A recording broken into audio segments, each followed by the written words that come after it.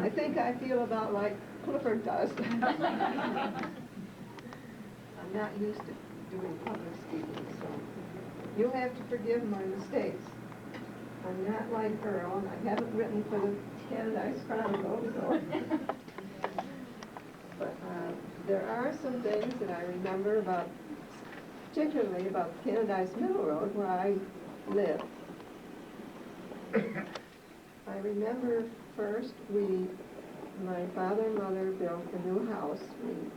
We lived in a very old house, which wasn't warm in the winter, and they built a new house. And on my 5th birthday, I remember going over to the new house behind the horse. My father had a load of furniture on a wagon, and we went over to the new house and had a picnic dinner that day.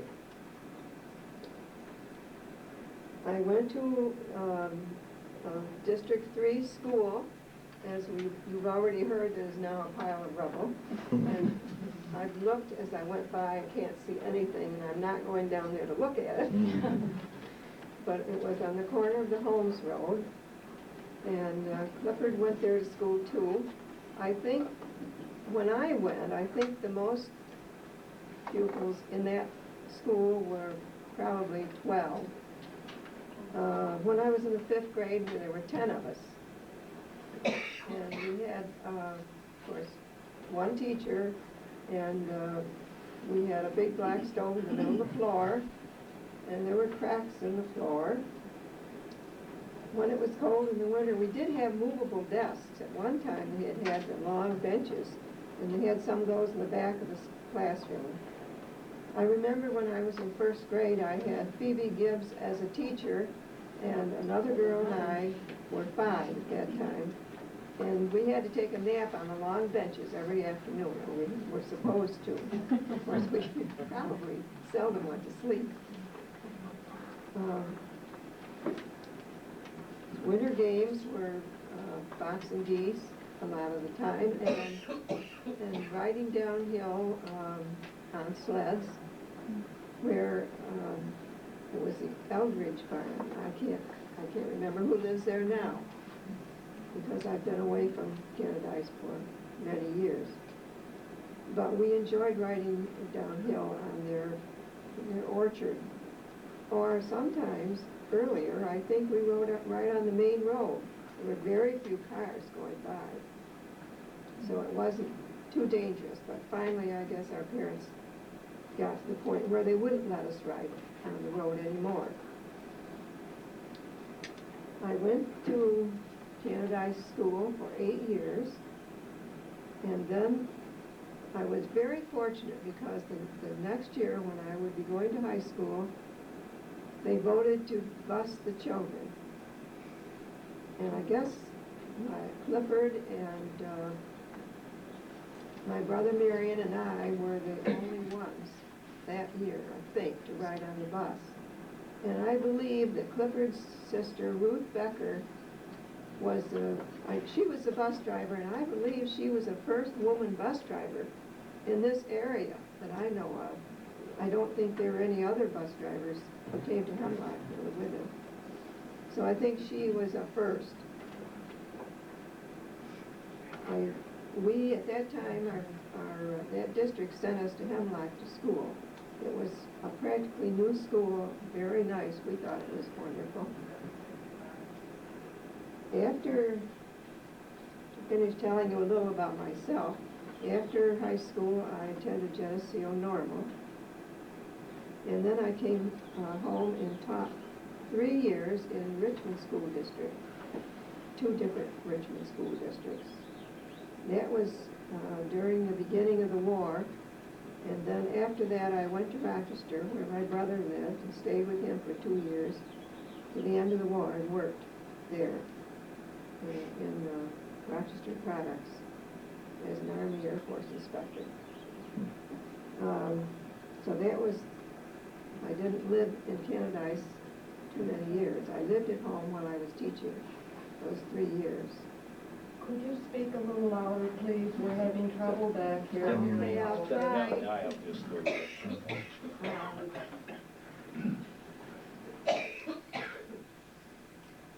I want to tell you a little bit about my ancestors. My great-grandfather, Becker, lived on Middle Canadice Road. I don't know if you know where Dayton Becker Place is or not, but he lived next door to them. And my uncle, Dayton Becker, lived right across the road from where my grandfather Becker lived. We lived a half a mile south of there, and my Aunt Maud Van Dyne lived in the next house to ours. Mom, tell them that your house was Smoot's house. Our house where I lived was Mr. Smoot's house, the supervisor's house in Canadice. Now, my father had a hired man often, and he had a tenant house where the hired man lived. Am I talking louder? Can you hear better? Good. He sold it to a man who came from Rochester, and his name was Fritz Troutman. I don't know if any of you have heard of him or not, but he was an artist. And my sister and I were down there many, many times. And he had Halloween parties down there for the young people in Canadice.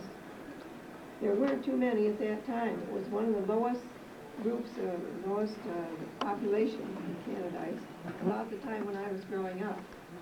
So there weren't too many of us, but we liked to go to his parties. He was a really wonderful man. He painted a picture for our wedding, and he had a beautiful garden in back of his house. Now his house is now owned by Mr. Cady, I believe, and they have the Wayland, the junction there at his place, where it is.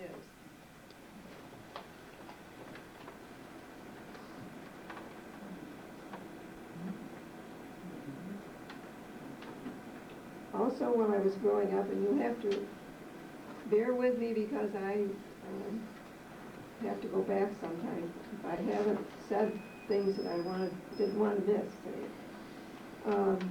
My uncle Will Van Dyne, that lived next door to me, was an assessor for many years, and during the time when I went to Geneseo, the 2 summers, when I went there and was home during the summer, he would have me copy the roll at that time. I don't know how they're copied now. I'm sure it's not like we did it, but anyway, I had to do it by hand in a long book. And that was one of the ways that I earned a little money to go to school with.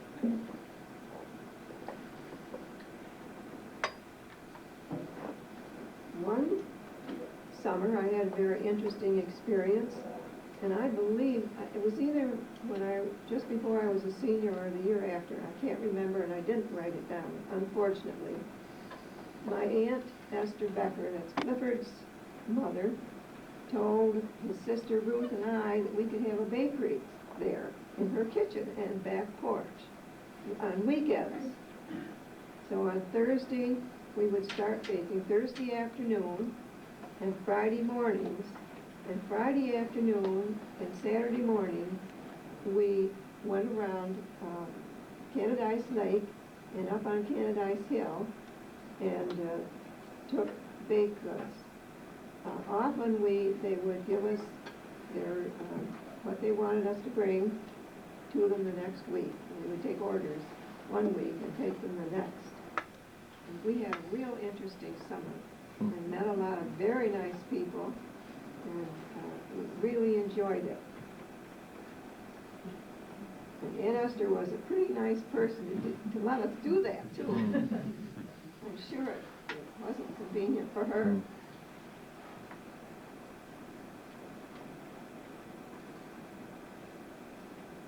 One thing I didn't mention when I was talking about the school where we went I don't know whether Clifford would want me to tell this or not. But he had a dog named Tiny, and we all thought that dog was just wonderful. And Tiny was allowed in school. She would come to school, and pretty soon Tiny would come, and she'd lay down by the stove or lay down somewhere, very quiet and very good. But we had her, I guess she was our school dog.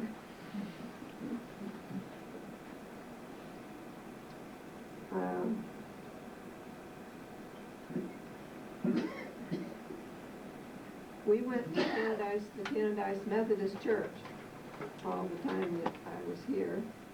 And one of the earliest things I can remember about that church, and I guess what made me think of it was, I was looking through the Canadice Chronicle and came across an article written by my sister, Mina, who was talking about rag rugs.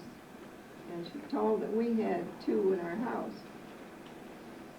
I remember when the Canadice Church needed, I don't know if they had a rug before that or not, but they needed the runners down the aisles of the church. And at that time, there was a company, I think it was the Olson Rug Company. You could send in your rags, and they would turn them into beautiful rugs. And the Canadice Church people decided that's what they would do, and they sent in all their old rags, anything that they had that they didn't use anymore, and we had 2 beautiful runners in the church. And I know they had them there for years. I don't know how long, but they wore very, very well. Maybe somebody in the audience might know how long they had them or could remember something about them.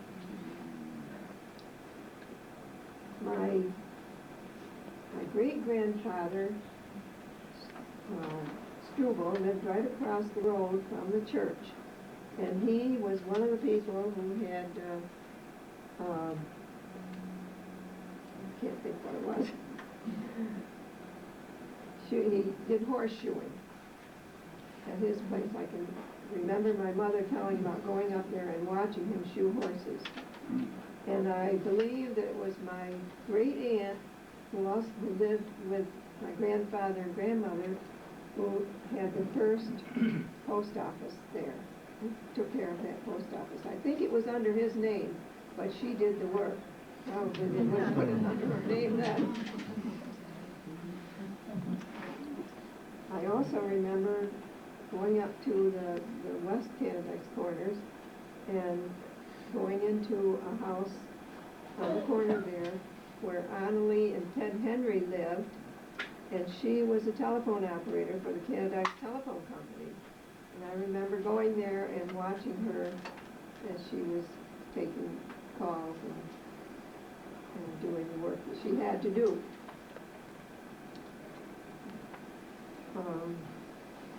Hadley Crooks was a man who lived at Canadice Corners. He had a big, I don't know, was it, Earl, was it ever an inn or it was a store, wasn't it? Brooks's? Yes. Yeah, that's just a store. A big building, it was a store. I don't remember it when it was a store, but I remember going up there for,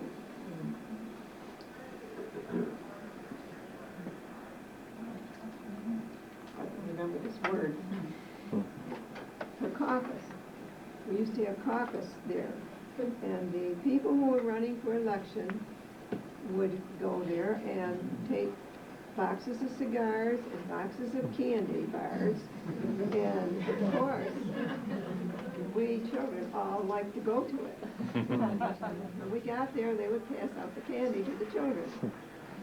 We thought that was a pretty nice day.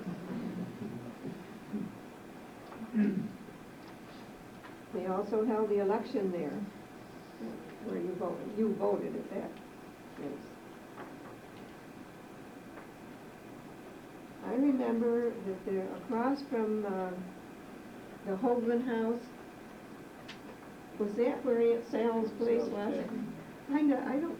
I don't remember hearing it called Aunt Sal's Tavern, but I knew that at one time it was a tavern, and the stagecoaches would stop They're on their way probably to Honeoye and Canandaigua.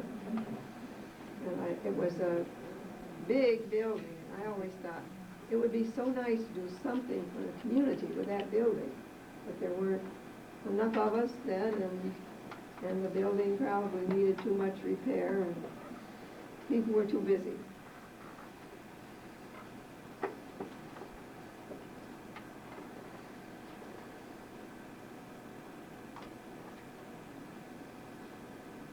My grandfather, Bepper, had a farm up on Canadice Hill, up at the top of the Holmes Road. Now, Clifford, your father had that too, didn't he?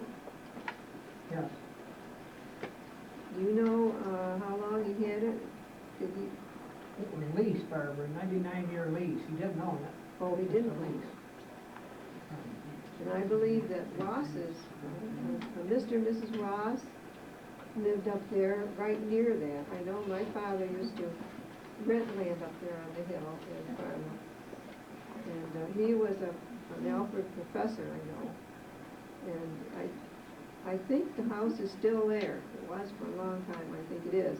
It's probably been renovated, and I don't know if I'd know it now.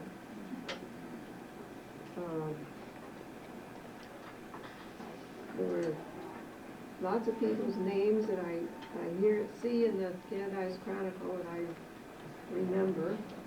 I don't remember, I know there was a Colonel Colgrove that lived down right near where Clifford lives now, Canadice Lake Road. And we used to go down with my dad. My sister and I used to go a lot with my father. We went down there sometimes, and we used to go up to where Ellen Mitzik lives now, just north of the Corners. And my father, let's see, Leahy's lived there. Dick Leahy and his sister, and my father would have something done by Mr. Leahy. We would go there. I don't ever remember, I don't think I ever remember riding in a horse and buggy. If I did, I was too young to remember. But I remember going in cars. I know my brother Marion went to Springwater one year, and my mother would drive him down on Monday, and he would have to stay all week. And then he came back Friday afternoon, and she would go get him. But I don't remember riding myself.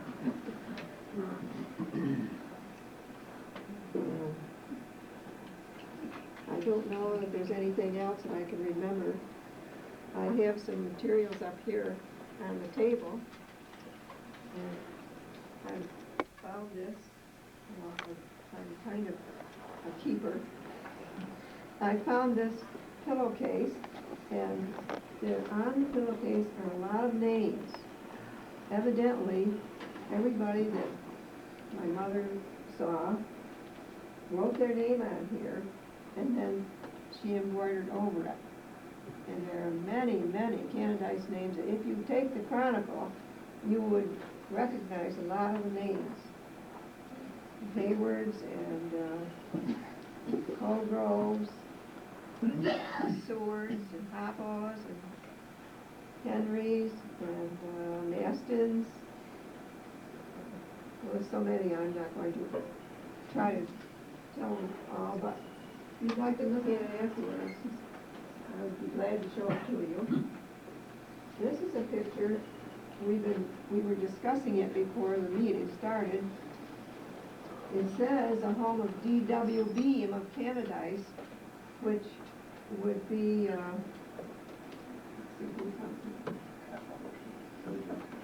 George Affolger's house. But Mrs. Affolger says she doesn't think it is, and Earl didn't think it was, but they think it was,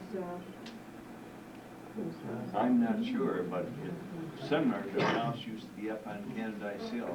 We called it the Cratchley House, but it was a Swan place before that. I'm not sure that's it either. Anyway, it's a gathering, and you can see there were a lot of, you can't see. You can see afterwards. I know, you can't see anything there, and it's faded anyway. But if you'd like to come up and look at it, there's a lot of people there. We don't know what it was. My mother wrote everyone's name down, and she wrote 1895 or 6. But she didn't tell what it was. That I could see anywhere. It's interesting though, and it's interesting to look at the names on the back. Then I had from Canadice, District 3, the district superintendent's examinations. Of course, every January and every June we had to have exams, and they were opened in front of the class. The teacher could not open them until the children were all there, ready to work, and then she slit the top and gave us the examinations. This was so she wasn't getting us ready, prepared for the exams before we took them. You might like to look at some of these.